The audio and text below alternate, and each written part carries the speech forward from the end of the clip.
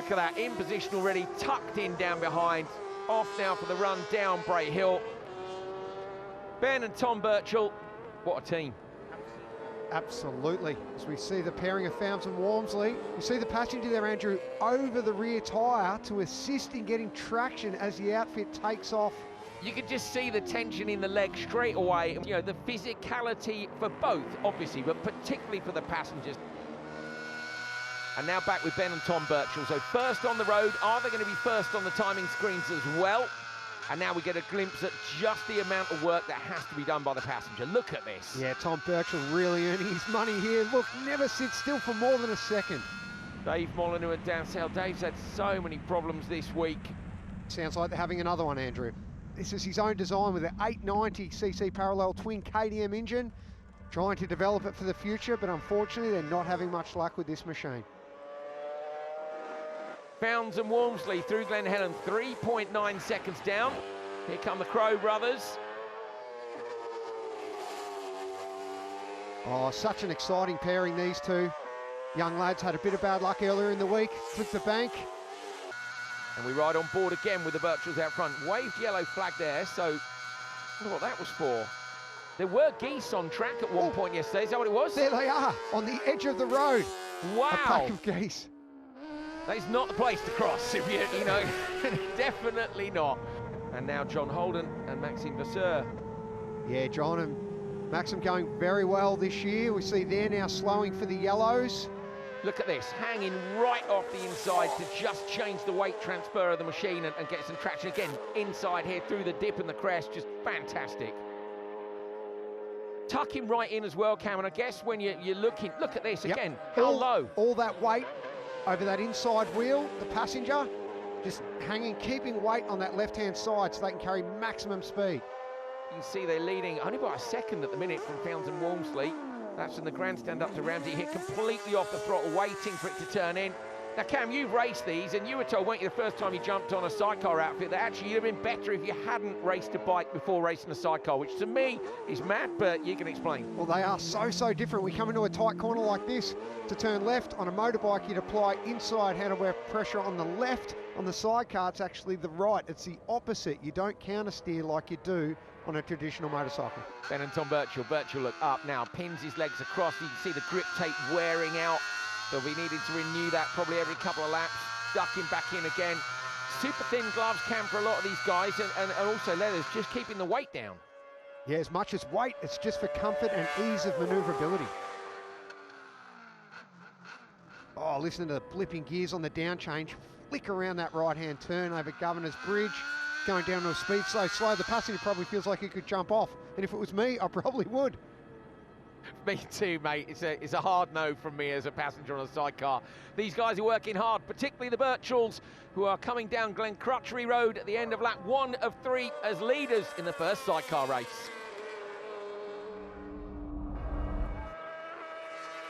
The Birchall brothers lead, and that is why they are flat out through the dip at the bottom of Bray Hill and then up over Aggo's Leap. They're on a mission, and the gap at the minute, though, is only 3.3 seconds, so they're going to need to remain on a mission, Cam. They're going to have to push.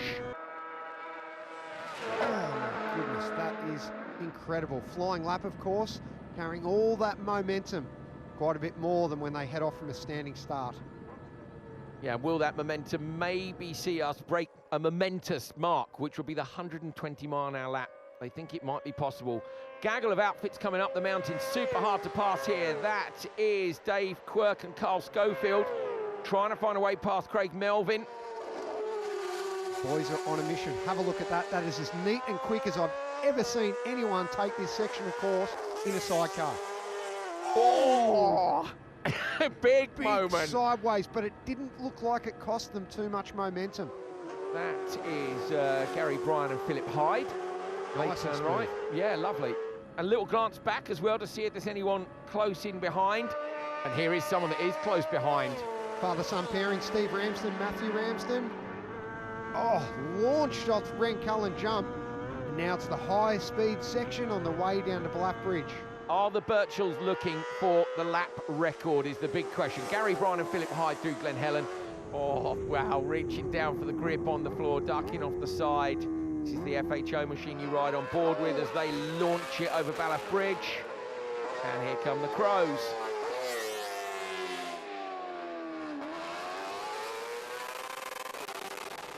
.7 seconds is the gap between Grandstand to Ballaugh Bridge. Peter Pounds, Jevon Walmsley continue to apply the pressure, continue to apply the throttle hard on the exit there. The wide Avon slick on the back of the machine, doing a lot of work over these 3 laps in these temperatures as well. Ramsden and Ramsden on the number 16. Nice and neat over Ballaugh. 9.1, so 9.1 is the gap. Pounds and Walmsley, you can tell by the body language and the attitude of that outfit, they're not giving up. Up the mountain they go. Massive crowds here on the Isle of Man this week. Stunning weather from start to finish as you look at Gary Bryan and Philip Hyde again. And now you ride on board again. Have a look at this. Have a look at this. Back with the Birchalls again, up to Bungalow.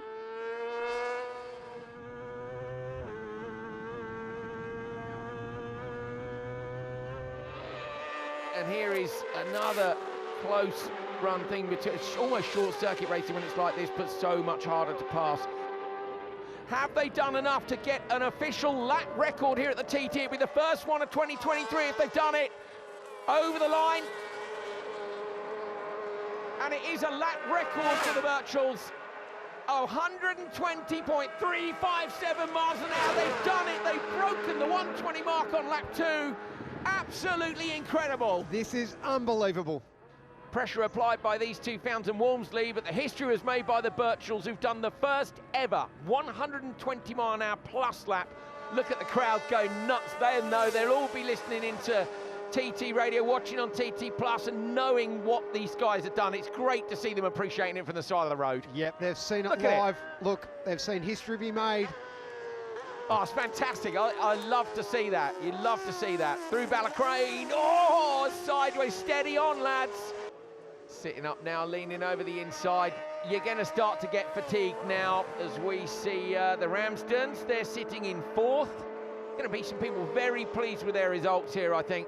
How fatigued now are the passengers? I mean, the drivers as well, but the passengers, they've been doing so much work, Cam. Yeah, the passengers now will really be starting to hurt. The adrenaline will take over, keep them going. Now, what about these guys? Daryl Gibson and Tom Christie, 6th place. 11:46.1 to this point. Here comes Founds and Walmsley on the road, running behind them. Had that gap extended out through the course of the race. This time around 4.6 seconds quicker. So the Birchalls are still going super quickly on the final lap. And here they are up the mountain. They'll be listening in now for any little thing they can hear on the outfit through Bungalow. Waved yellow there. So the Birchalls are going to have to lift a little bit on this last lap. An incident up on the mountain. Not enough for them to red flag the race, which is good to know. Here comes Founds and Walmsley. Yep, they've rolled off also as they see the yellows and their final run up Harwood Heights. They'll know as well, won't they, that the gap was significant enough on the previous lap that it's not a case of, oh, how much do we roll? You know, they're in P2. They probably know they're in a secure P2, so they don't have to go too mad. Now we've got our team in 3rd place. But out front, the Birchalls, they took the lap record on the 2nd lap. They take the checkered flag for a 13th TT win. Fist pumps all round, and rightly so, because that is an incredible history-making achievement. It's our first lap record broken this week. Down to the line now comes Founds and Walmsley for P2. There it is. Elation for the passengers and the riders as well.